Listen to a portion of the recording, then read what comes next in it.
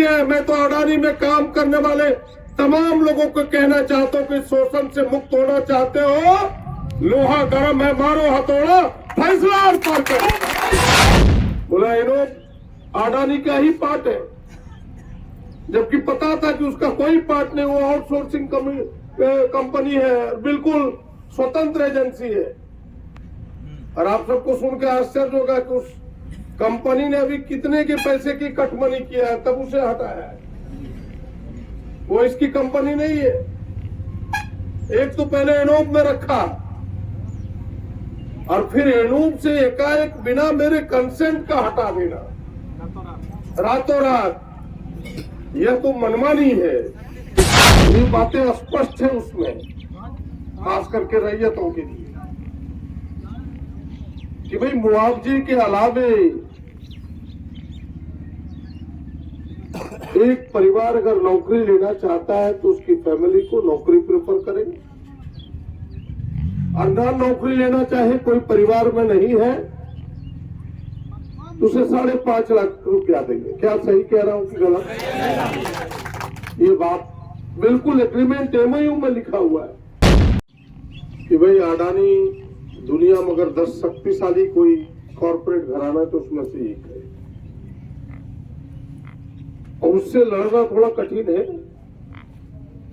उसके पास सब चीज है, उनके पॉकेट में, झोली में प्रधानमंत्री है, उनकी झोली में देश का बड़ा खजाना है। जो सिपाही अब मेरे पक्ष में खड़ा है, तुरंत लाठी लेके उसके पक्ष में खड़ा हो गया। नहीं देहातम बोले छो तेल गरम मत, हम तुरंत तेल लगाते। तो ये सब चीज कर सकता है, लेकिन जो हक और अधिकार है या जो छोटी सी चीज है हम लोगों की, उसे जब छीनता है तो फिर इतना आक्रोश पैदा होता है कि उसका मुकाबला अडानी से बड़ा पावर भी नहीं कर सकता। और इसलिए जब मैं कल इनकी बात सुना, इन्होंने लिखित मुझे आवेदन दिया, सबको पता है कि भाई हम इन चीजों के खिलाफ रहते हैं, लोगों को न्याय मिले, हम न्याय के समर्थक हैं।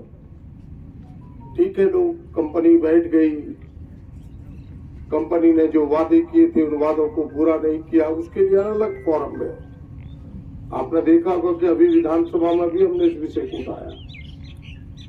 उसकी लड़ाई हम इसके दरवाजे पर नहीं लड़ना चाहते, उसकी लड़ाई अलग है। सरकार ने चीफ सेक्रेटरी की अध्यक्षता में कमेटी भी बनाई है जिसकी जांच भी होगी।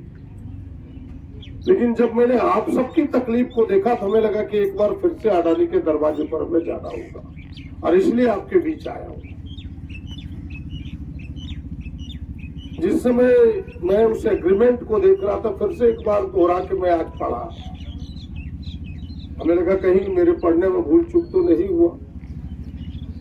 तो ये बातें स्पष्ट है उसमें, खास करके रैयतों के लिए, कि भाई मुआवजे के अलावे एक परिवार अगर नौकरी लेना चाहता है तो उसकी फैमिली को नौकरी प्रेफर करेंगे, और ना नौकरी लेना चाहे, कोई परिवार में नहीं है, तो उसे 5.5 लाख रुपया देंगे। क्या सही कह रहा हूं कि गलत? ये बात बिल्कुल एग्रीमेंट एमओयू में लिखा हुआ है। और जब कंपनी कह रही है कि नौकरी देंगे तो कंपनी में नौकरी देंगे।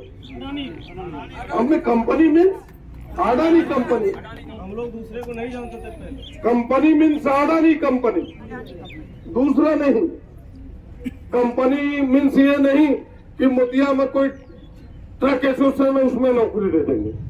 नौकरी तो कहीं भी हो सकता है, हमें कंपनी में नौकरी चाहिए था।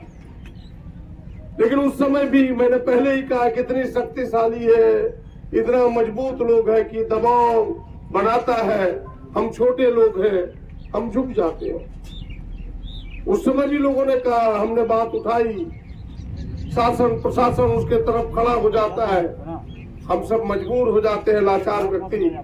हम सबों ने मान करके इसकी ही बात मानते हुए बोला कि नहीं अडानी का ही पार्ट है। कौन कंपनी था? एनोप, जो आउटसोर्सिंग। बोला एनोप अडानी का ही पार्ट है, जबकि पता था कि उसका कोई पार्ट नहीं, वो आउटसोर्सिंग कंपनी है, बिल्कुल स्वतंत्र एजेंसी है। और आप सबको सुन के आश्चर्य होगा कि उस कंपनी ने अभी कितने के पैसे की कटमनी किया है, तब उसे हटाया है। वो इसकी कंपनी नहीं है। एक तो पहले एनोप में रखा और फिर एनोप से एकाएक बिना मेरे कंसेंट का हटा देना, रातों रात। यह तो मनमानी है। लगता है कि अब ये कॉर्पोरेट घराना नहीं, एक फिर से जमींदार की तरह अपने आप को ट्रीट करता है हम लोगों के साथ। शोषण है ये, इसके विरुद्ध तो लोग आवाज बुलंद करेगा ही, और करना ही चाहिए। और उल्टे केस कर देना। और मैं तो सुनते रहता हूं यहाँ की कहानी कि जो लोग इनके बाहर के लोग हैं, जो इनकी कंपनी में काम करने वाले लोग हैं, वो अलग दर्जे का है। और हमारे लोग जो स्थानीय लोग हैं, जो रैयत लोग हैं, जो स्थानीय नौजवान है, वो अलग दर्जे का, दोयम दर्जे का है। उनके पीने की पानी व्यवस्था अलग, उनके वेतन अलग, उनके बैठने का जगह नहीं, खड़े खड़े काम करो, कोई सुविधा नहीं। ये कैसे हो सकता है? ये तो अभी थोड़ा सा चिंगारी है। मैं तो अडानी में काम करने वाले तमाम लोगों को कहना चाहता हूं कि शोषण से मुक्त होना चाहते हो, लोहा गर्म है, मारो हथौड़ा, फैसला और पार करो। इससे मेरे इशारों को समझो, वरना ये जमींदार है। लात का देवता बात से नहीं मानता। ऐसे लोग हैं ये लोग। बताइए क्या तमाशा है। हम तो एक बच्चे से पूछते हैं कि कितना देर काम करे थे, कि जब 11 घंटा तक कहा कौन ने करना चाहिए। हमने 11 घंटा कहा कौन ने, 12 घंटा। अब वेतन कितना? 11,000, 12,000। बताइए 9,500, 8,000, 8,000 बोला ये। और उसका देखिए जो कुर्सी तोड़ रहा है आकर के गुजरात से, उड़ीसा से, बंगाल से, और उसका लाखों लाख रुपया है। जमीन मेरा, धुआं खाएगा मोतिया का लोग, धुआं खाएगा पटवा का लोग, धुआं खाएगा माली गंगा का लोग, सोंडिया का लोग, डुमरिया का लोग। इस क्षेत्र के तमाम लोग, गरीब गुरबा अमीर जो भी है, तमाम लोग धुआं खाएगा।